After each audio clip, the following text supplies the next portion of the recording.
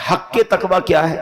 خدا کا ایسا ڈر ہو کہ اس کی نافرمانی سے ہمیں روک دے، اس کی نعمتوں کے لیے شکر کی طرف لے جائے، اعضاء کو گناہوں سے روک لے، ہمارے باڈی پارٹ گناہوں سے رک جائیں، دل میں حسد، کینہ، بغض، تکبر نہ آئے، بلکہ خلوت اور جلوت بھی پاک ہو جائے۔ ایک اور پرابلم بھی ہے، بعض اوقات ہم لوگوں سے ڈرتے ہیں، ہم بہت سارے گناہ اس لیے نہیں کرتے کہ کوئی دیکھ نہ لے۔ ٹھیک ہے، یہ بھی چلے، ایک نعمت ہے کہ لوگوں کے خوف، ورنہ بے شرم تو ایسے بھی ہوتے جو لوگوں سے بھی نہیں ڈرتے، کہ لوگوں کے سامنے بہت ساری برائیاں کرتے میں بندہ ڈرتا ہے، رک جاتا ہے۔ لیکن مزہ یہ ہے اور اصل تقوی یہ ہے کہ میری خلوت بھی، جب مجھے دنیا میں کوئی نہ دیکھ رہا ہو، اس وقت بھی میں گناہ نہ کروں، اس وقت یہ خیال دل میں رہے کہ رب دیکھ رہا ہے۔ تقوی کی اصل تو درجہ یہ ہے نا کہ میری خلوتیں بھی پاک ہو جائیں، ایسا نہ ہو لوگوں کے سامنے نیک، نمازی، پرہیزگار، اکیلے میں سارے برے کام ہو رہے ہیں۔ بلکہ ایسے بھی لوگوں کے بارے میں پڑھا گیا، سنا گیا کہ لوگ سامنے ہوں تو نمازیں بھی پڑھتے ہیں، اکیلے میں نمازیں بھی نہیں پڑھتے کیونکہ وہاں کوئی نہیں دیکھ رہا۔ پھر بتاؤ نماز کس لیے پڑھ رہے تھے؟ اگر لوگوں کو ہی دکھانے کے لیے نماز پڑھنی تھی تو پھر اللہ کے لیے نماز تو نہ ہوئی نا۔ لوگوں کو دکھانے کے لیے تسبیح پڑھ رہے ہیں، لوگوں کو دکھانے کے لیے صدقہ خیرات ہو رہی ہے، اور اندر اکیلے میں جا کے کچھ بھی نہیں ہو رہا تو نہیں۔ تقویٰ یہ ہے کہ میری خلوتیں بھی پاک، میری جلوتیں بھی پاک، اور یہ خیال رہے کہ رب دیکھ رہا ہے۔ بہرحال میرے پیارے اسلامی بھائیوں، اب تقوی پر استقامت کیسے ملے؟ ٹھیک ہے، یہ تو قرآن نے کہہ دیا کہ اللہ سے ڈرو، اتقوا اللہ، اللہ سے ڈرو۔ اب ڈریں کیسے؟ اس کا فارمولا کیا ہے؟ تو یاد رکھیے کہ امام غزالی علیہ رحمۃ اللہ الوالی نے منہاج العابدین میں بہت خوبصورت اس کا جواب دیا۔ جو آپ نے فرمایا اس کا خلاصہ یہ ہے کہ تقوی کے لیے بنیادی بات کیا ہے؟ the basic thing for تقوی، کہ انسان اپنے نفس کی مخالفت میں اس بات کا پکا ارادہ کر لے کہ نفس کو گناہوں سے باز رکھے گا۔ غیر ضروری حلال اشیاء کا بھی بہت استعمال نہیں کرنا ہوتا، بہت زیادہ کھانا، بہت زیادہ سونا، بہت باتیں کرتے رہنا۔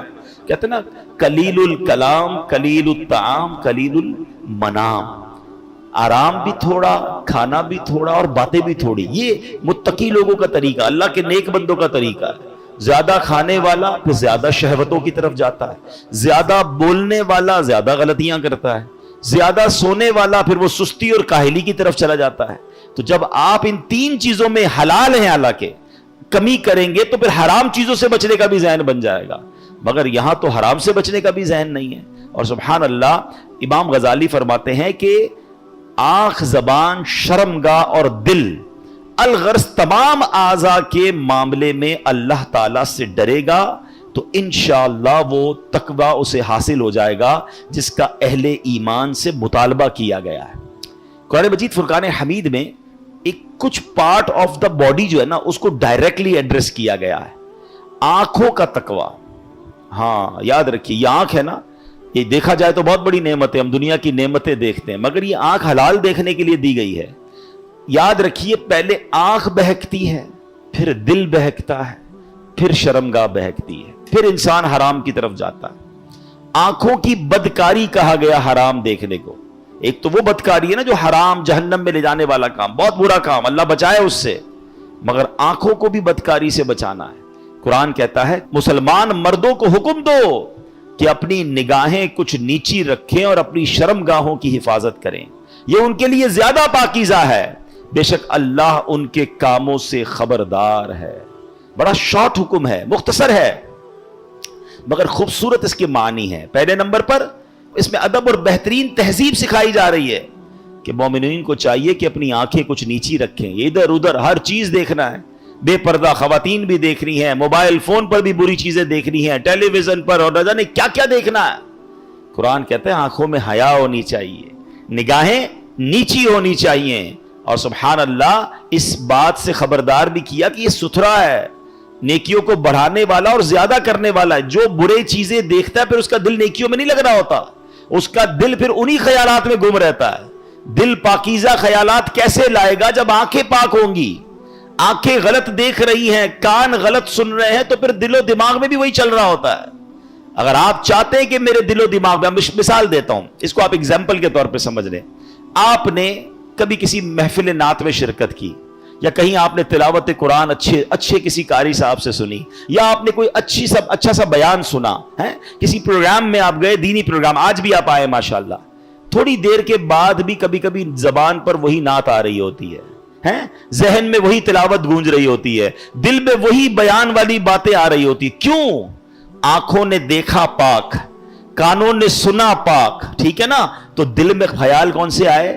پاکیزہ خیال. آپ کسی معاذ اللہ ایسی محفل میں گئے جہاں گانے باجے ڈول تماشے بے حیائی, اس محفل میں تو گناہ اٹھایا, مگر بعد میں بھی وہی مناظر آنکھوں میں, وہی کان میں باتیں, لوگ وہی گانے گنگنا رہے ہوتے ہیں.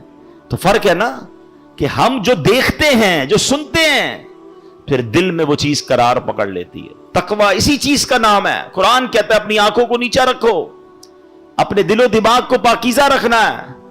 قرآن کہہ رہا ہے کہ اے ایمان والو, اللہ سے ڈرو جیسا ڈرنے کا حق ہے, حرام کاموں سے اپنے آپ کو بچانا ہے. اسی طرح کانوں کا تقویٰ یہ ہے کہ کانوں کو حرام سننے سے بچائیں. پھر زبان کا تقویٰ کیا ہے کہ زبان کو حرام بولنے سے, جھوٹ, غیبت, چغلی, جناب گالی گلوچ, اس قدر زبان سے گناہ کیے جاتے ہیں. یہ زبان کتنی اہم چیز ہے پتہ ہے آپ کو؟ ایک بار سرکار دو عالم علیہ الصلوۃ والسلام سے ایک صحابی نے سوال کیا, حضور آپ میرے لیے سب سے زیادہ خطرناک چیز کس کو سمجھتے ہیں؟ سب سے زیادہ کس چیز کی احتیاط کرنی چاہیے؟ حدیث کا خلاصہ عرض کر رہا ہوں. نبی پاک نے اپنی زبان کی طرف اشارہ کر کے فرمایا اسے, صبح ہوتی ہے نا, حدیث کے الفاظ ہے جس کا مضمون ہے کہ ساری باڈی پارٹس زبان سے کہتے ہیں, اے زبان تو سیدھی رہے گی تو ہم بھی سیدھے رہیں گے, کیونکہ ہم تیرے تابع ہیں, اور تو ٹیڑھی چلے گی تو ہم بھی ٹیڑھے ہو جائیں گے. فار ایگزامپل, کوئی بندہ اچھی باتیں کرتا ہے, میٹھی باتیں کرتا ہے, پیار سے باتیں کرتا ہے, لوگ کیا کرتے ہیں؟ اس کے ساتھ اچھی بات کرتے ہیں, اس کو تحفہ بھی دیتے ہیں, ٹھیک ہے نا. اور کوئی زبان سے گالی گلوچ کر رہا ہے, برا بھلا کہہ رہا ہے, بری باتیں کر رہا ہے, تو لڑائی ہو جاتی ہے. لڑائی ہوتی ہے تو مار کس کو پڑتی ہے؟ زبان کو یا باڈی کو؟ غلطی زبان کرتی ہے, پٹائی اعضاء کی ہوتی ہے, تو اعضاء ہی اس کو کہہ رہے ہوتے ہیں, باڈی پارٹس کہہ رہے ہوتے ہیں تیری مہربانی سیدھی چلنا ورنہ ہم ٹیڑھے ہو جائیں گے. تو یہ وہ زبان ہے. اب دیکھیں ہمارے کسی بھی باڈی پارٹ پر پہرے نہیں لگائے گئے, زبان پر 32 پہرے دار بٹھائے گئے. 32 دانت ہے, پیچھے زبان ہے, مگر وہ 32 چوکیداروں کا پہرا توڑ کر نکلتی ہے, اور ایسی چلتی ہے کہ کسی کا دل توڑ دیتی ہے, کسی کی جناب گھر توڑوا دیتی ہے, کسی کی پارٹنرشپ ختم ہو جاتی ہے, کوئی بچپن کے دوست جدا ہو جاتے ہیں. ہے بڑی نعمت زبان, ہاں نعمت بھی بہت بڑی ہے. ذرا مل کر کہیے سبحان اللہ, اب کہیے الحمدللہ, اب کہیے اللہ اکبر. جب میں نے آپ کو یہ وظائف پڑھائے تھے تو ہماری گھڑی میں 2:43 تھے, اب بھی اتنے ہی ہیں, یعنی 1 منٹ بھی پورا نہیں ہوا, مگر بیٹھے بیٹھے ہم سب نے سبحان اللہ میرے نبی علیہ الصلوۃ والسلام کی حدیث کے مطابق 3 جنت میں درخت لگا لیے ہیں. نبی پاک فرماتے جو ایک بار سبحان اللہ کہے اس کے جنت میں درخت لگ جاتا ہے, ایک بار الحمدللہ کہے جنت میں درخت, ایک بار اللہ اکبر کہے جنت میں درخت. آپ درود پاک پڑھیں تو ہر درود پاک پر 10 نامہ اعمال میں نیکیاں لکھی جائیں گی, 10 گناہ معاف, 10 درجے بلند ہو رہے ہیں. زبان سے ہی نیکیاں ہیں نا, وداؤٹ اینی ایفرٹ, کوئی محنت نہیں ہو رہی, نیکیوں کا انبار لگی جا رہا ہے. کلمہ پاک پڑھیں, حدیث پاک میں آتا ہے افضل الذکر لا الہ الا اللہ, پڑھتا جائے بندہ کلمہ پاک, اتنی نیکیاں میں کم. قرآن پاک پڑھیں, ہر لفظ پر نیکی مل رہی ہے, ہر حرف پر نیکی مل رہی ہے. یہ وہ زبان ہے. مگر یہی وہ زبان ہے کہ جب گناہ کے لیے چلتی ہے, یہ جھوٹ بولتی ہے, تو فرمایا بندہ جب جھوٹ بولتا ہے تو اس سے اتنی بدبو نکلتی ہے کہ رحمت کا فرشتہ 1 میل دور ہو جاتا ہے.